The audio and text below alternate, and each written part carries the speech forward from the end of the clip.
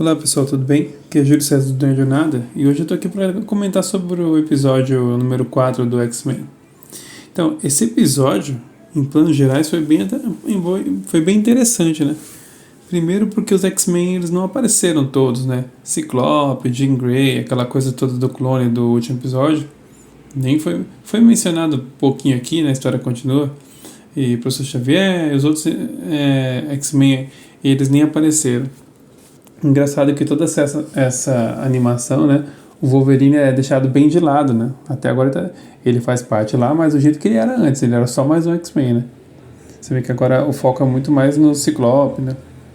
Na Jean, na liderança do Ciclope. Mas cada personagem tem seu momento, né? De brilhar. E isso é o que diferencia esse desenho do projeto cinematográfico dos X-Men, né? X-Men ficou muito focado no Wolverine, né? E já esse não, cada um tem seu espaço aí, e isso é muito interessante, né? Bem mais parecido com os quadrinhos. O episódio ele se divide em dois, como eu falei, né? A primeira parte do episódio é a Jubileu e o Roberto da Costa num jogo de videogame. E a segunda parte conta o que aconteceu com a Tempestade, né? Na primeira parte, o Jubileu e o Roberto da Costa, eles são levados para um videogame lá, tipo Hunter x Hunter, de um ser chamado Mojo, que ele é de outra dimensão e ele faz programas de audiência para entreter o povo dele, que ao mesmo tempo o povo dele são os escravos dele. É um universo que eles usam a audiência para... Ele faz programas para ter audiência, para controlar o povo assim, com a audiência do povo. É um negócio bem maluco assim. Ele gosta de fazer um Big Brother das coisas. Mas agora ele desistiu dessa história de fazer programas de TV. Agora ele está colocando os personagens, as pessoas que ele abduz de outras dimensões, para jogar um joguinho. E é bem interessante que eles são transportados, né, o Jubileu e o Roberto... Jubileu e o Roberto da Costa, chamei de Jubileu aqui, para um jogo beat'em up, um jogo de luta de rua dos anos 90, né? E aí vão chover referências a esses joguinhos aí que fizeram sucesso nos arcades e nas telinhas das casas dos anos 90.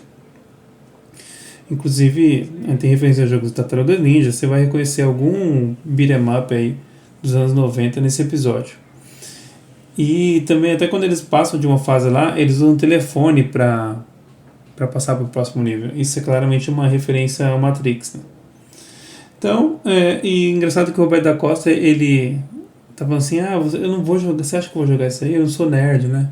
Então, bem essa coisa dos anos 90, né? Que o nerd dos anos 90 não era legal ser nerd, né? Era zoado mesmo ser nerd. Então, fui fiel ao que é nos anos 90, né? Hoje, jogar videogame é totalmente normal, né? Acho que quem não joga hoje que é nerd, né? E a Jubileu fez 18 anos e por isso que ela quer comemorar jogando videogame. E ela ganha esse videogame aí, mas na verdade é do Mojo. E o videogame leva eles pro mundo do videogame, tipo Hunter x Hunter mesmo. E como lembra Matrix também, né? Então teve essa alusão do Matrix com eles atendendo o telefonema lá.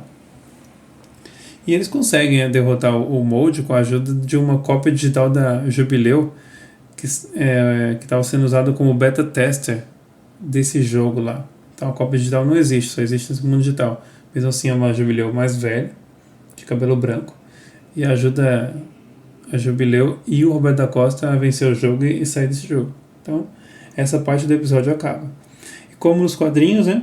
Na mesma HQ, assim, você tem nos quadrinhos várias histórias dentro da edição, né? E nessa edição, na história de quadrinhos, que é esse episódio, a gente teve a parte 2, que é a Morte em Vida, né? Esse primeiro episódio, essa primeira parte lá do episódio chama Motendo, né? Que é o Nintendo do Mojo. E a parte 2 se chama Morte em Vida, que aí vai contar a história da Tempestade, como ela está tentando recuperar os poderes dela, né?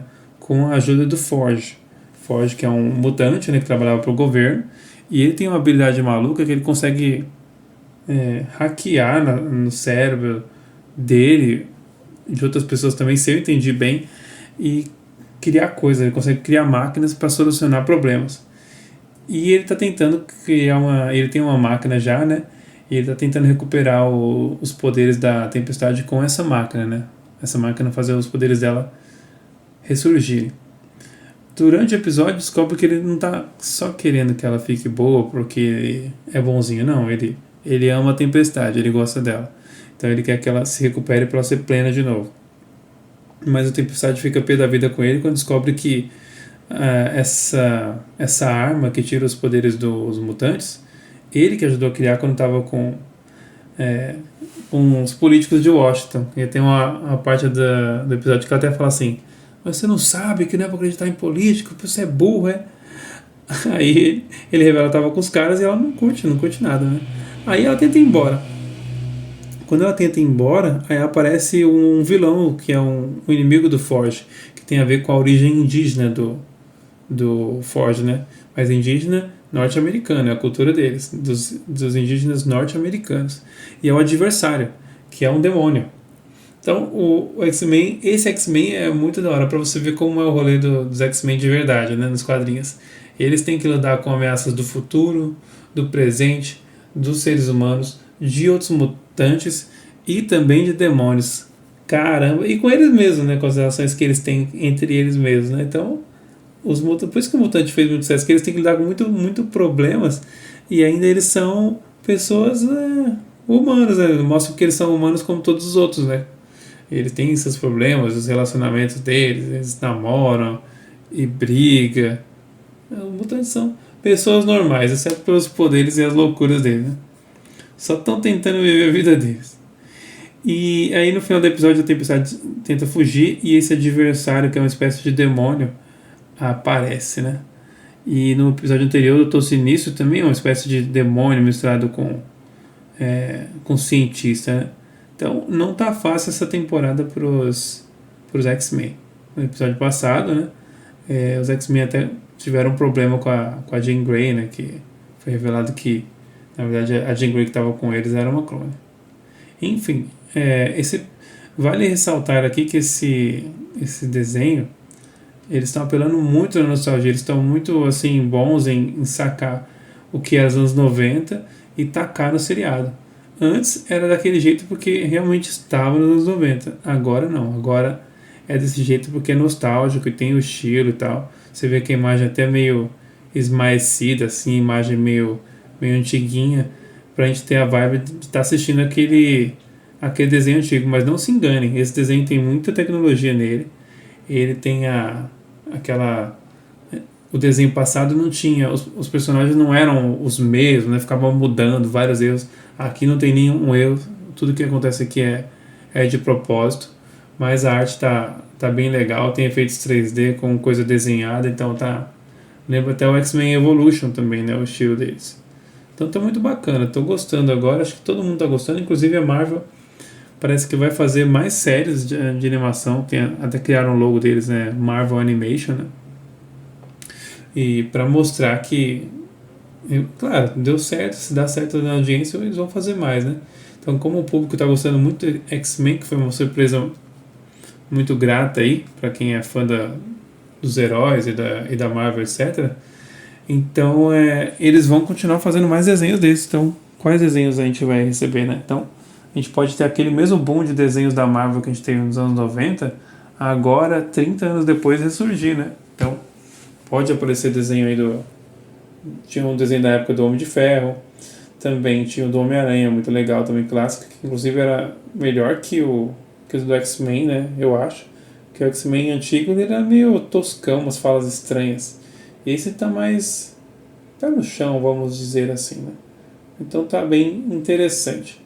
Bom, continue acompanhando aí, eu vou acompanhar essa série até o final, né, vamos ver aí quantas temporadas tem, e depois de cada episódio eu venho aqui e faço essa análise com vocês do que eu achei. Então, não se esqueçam, se vocês não forem inscritos, se inscrevam no canal para não perder nada que eu falo aqui. E se você já é inscrito, curta o vídeo e divulgue para os seus amigos. Até mais e valeu!